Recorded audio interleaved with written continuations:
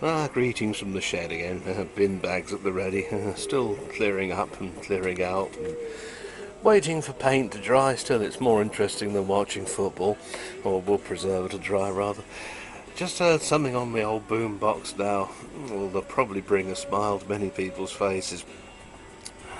They had the other day a big sail-by down in Portsmouth, and an elderly couple parked themselves on a bench with a good vantage point to watch the sail-by, because among the other ships that were going to go by was the ship that their grandson was sailing on, the Navy.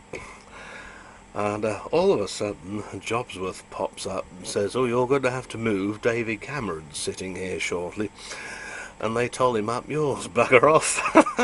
Good for them.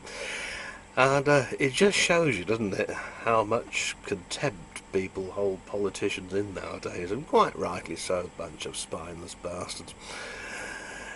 Only the other day I was retuning yet another digital TV set, because we've just switched off the old analogue signal here. I think they've had 3 retunes so far, so you could say I've been quite busy, shall I say.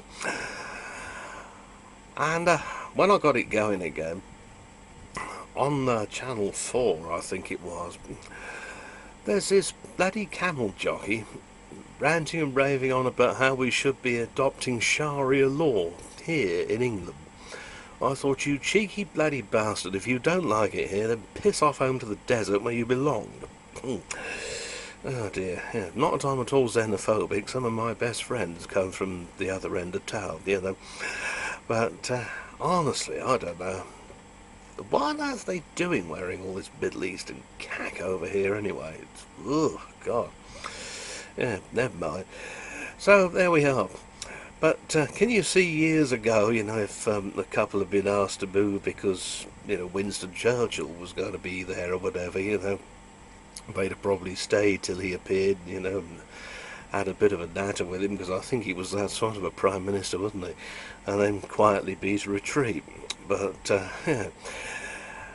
The stinging tale was that Prince Edward apparently sent an apology to the elderly couple, saying he was sad to hear that their enjoyment of the event had been, you know, barred to a certain extent, and so on and so forth. And one can only hope that, it didn't say he had, but one can only hope that he's locked Mr. Cameron up in the Tower. And I don't mean Blackpool Tower. They could lock them all up in the Tower, really, you know, and let the crows run the place. Politicians are like crows. They fly around, make a lot of squawky noises, and shit all over everything after all. Anyway, on that silly note, see you again soon.